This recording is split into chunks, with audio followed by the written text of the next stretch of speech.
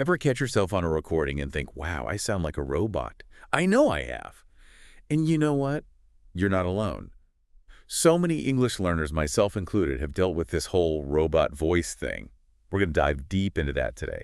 And with help from our expert, we'll give you some real strategies to sound more natural and confident when you speak English. Sounding robotic is definitely a common challenge, but the good news is it's something you can absolutely overcome.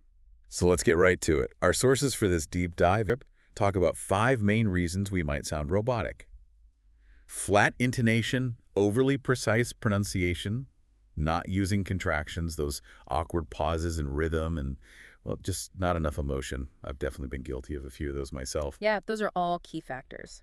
And it's interesting to think about how cultural influences play a role, too. Different languages have their own rhythms. Right. And sometimes those rhythms don't quite match up with the natural flow of English. Exactly. Like, I remember learning about how Chinese is a syllable-timed language, while English is stress-timed. Right, so in Chinese, each syllable gets kind of equal weight. But in English, we emphasize certain syllables more than others. And that makes a huge difference. Like, if you were to say, I'm going to school today, in a syllable-timed way, it would sound really different from how a native speaker would say it. For sure. The stress we put on going in school is what makes it sound natural. So it makes sense that if you're used to a syllable-timed rhythm from your native language, it could lead to that robotic sound in English. To show it, I mean, I'm going to try saying, I am very happy to be here today in 3 different ways. Yeah. Robot style, over-the-top actor style, and natural. Let's see if you can hear the difference. Okay, I'm listening. First, robot mode, DAP. Very happy to here with you today. Oh, wow. You totally nailed the robot voice there. Okay, now for the drama queen. I am very happy to be here. Maybe a bit much for everyday conversation. But hey, I like the enthusiasm. And lastly, the natural way. I'm really happy to be here today. Much better. You can hear how putting the stress on really and happy makes the rhythm sound natural, and your tone is way more relaxed and engaging, too. It's crazy how much of a difference those little changes in intonation and stress can make, right? Absolutely. It just shows how important it is to not only pronounce the words correctly, but to also pay attention to that musicality of the language. But here's something that might surprise you. Sometimes when we try to improve our English, it can actually make us sound more robotic. It sounds counterintuitive. I know, but it's true. There are a couple of common traps that even well-intentioned learners can fall into. Oh, like what?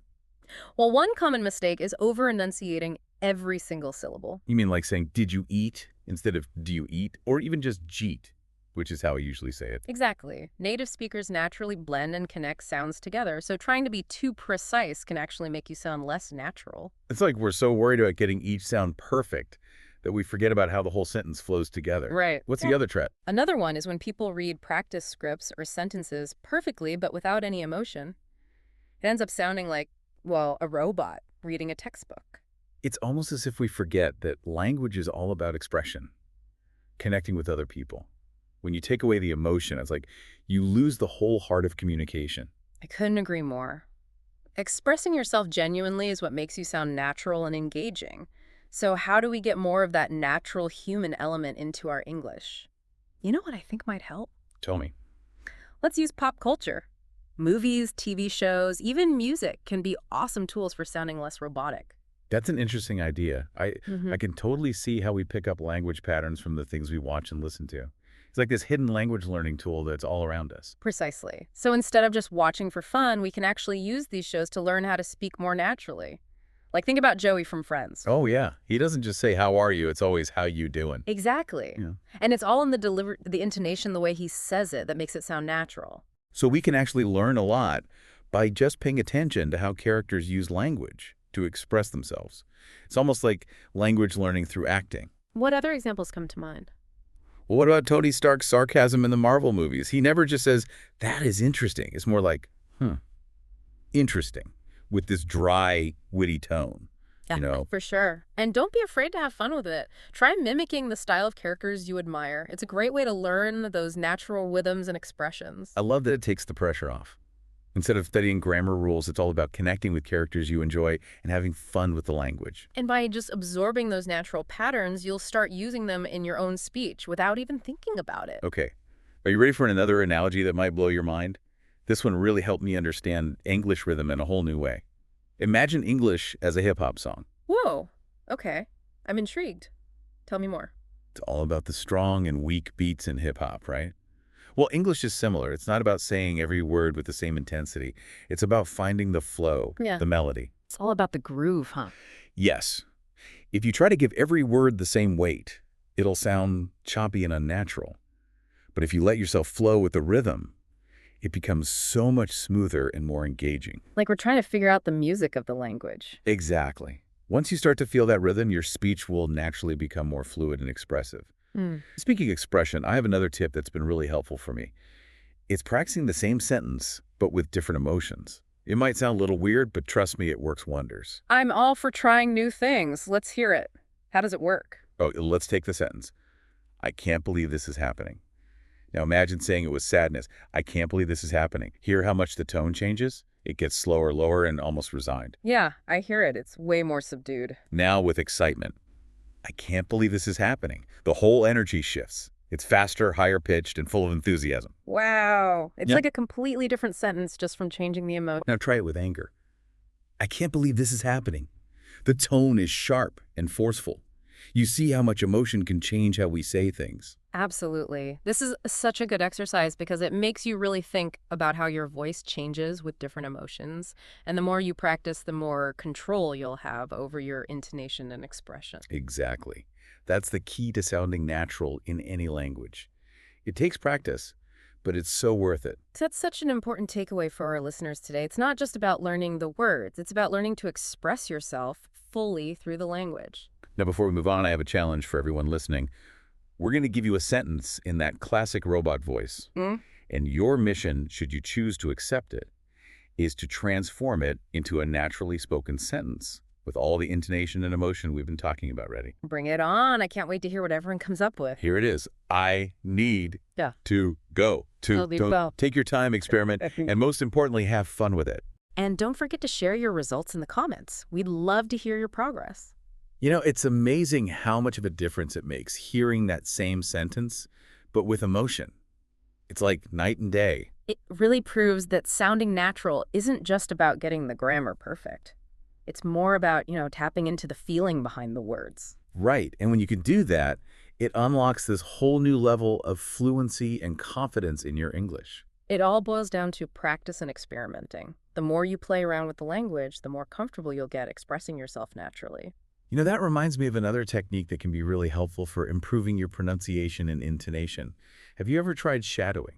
I've heard of it, but I'm not totally sure what it is. Could you break it down for me? Sure. Shadowing is basically when you listen to a native speaker and try to repeat exactly what they're saying at the same time. Almost like you're their shadow. So you're not just listening passively. You're actively trying to copy the rhythm and intonation. So it's like you're training your brain to pick up on all those subtle things that make natural speech sound natural. It's like a workout for your mouth and ears. I like that. And the best part is you can do it with almost anything. Podcasts, movies, TV shows, even audiobooks. So many options. It sounds like a really effective way to absorb the natural flow of the language. It really is. Speaking of resources, do you have any go-tos for good shadowing material? I'm all ears. What would you suggest? Well, YouTube is a great place to start. You can find channels on pretty much any topic you can think of, from language learning to pop culture to science and tech. So there's something for everyone. I like that because it keeps things interesting. Hmm. What about podcasts? Any recommendations for shadowing? Oh, tons. There are so many amazing podcasts out there. Just look for ones on topics you find interesting and start shadowing away. This is making me want to go on a shadowing binge. Any tips for making the most of this technique? Yeah, definitely. First, make sure to choose material that's at your level. Don't try to shadow something that's way too difficult or you'll just get frustrated. Good point. It's important to start with something manageable and work your way up. What else? Another tip is to focus on short pieces at a time.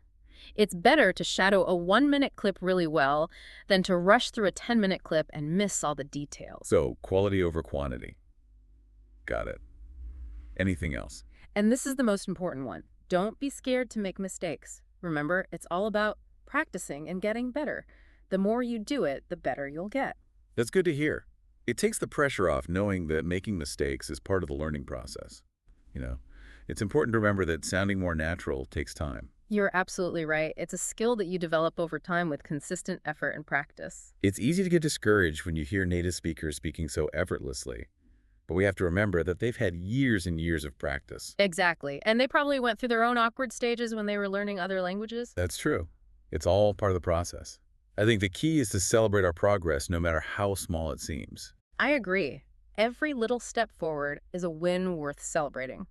And the more we focus on the positive, the more motivated we'll stay to keep going. And it's important to find a learning style that works for you too. Not everyone learns best from textbooks or drilling grammar rules. That's so true.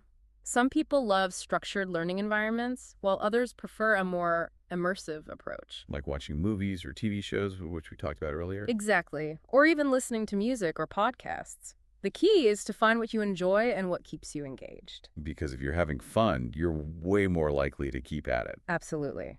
And that's when the real learning happens, when you can stop thinking about the rules and just let yourself flow with the language. Like we were saying before, it's about finding that music within the language. Exactly. And when you do that, you unlock this whole new level of fluency and confidence. Yeah. And you know what? Maybe one day you'll even forget that you ever worried about sounding robotic. That's the goal, right? To be so comfortable with English that it feels like second nature. It is. And it's a goal that anyone can achieve if they're willing to put in the time and effort. Yeah, it really is all about embracing that journey, isn't it? Not about being perfect, but about making progress. I like that. And remember, there's no real finish line with language learning. It's a lifelong adventure. And the more we explore, the more we discover about Yeah. the language and about ourselves too. That's a great way to think about it. It's about so much more than just, words and grammar. It's about growing and connecting with others. Now, as we wrap up our deep dive on escaping that robot voice, I have one last thought-provoking question for you all to think about. Ooh, I love a good brain teaser. Lay it on me. Okay, so earlier we were talking about how English is kind of like a hip-hop song with its own rhythm and flow, Right. right?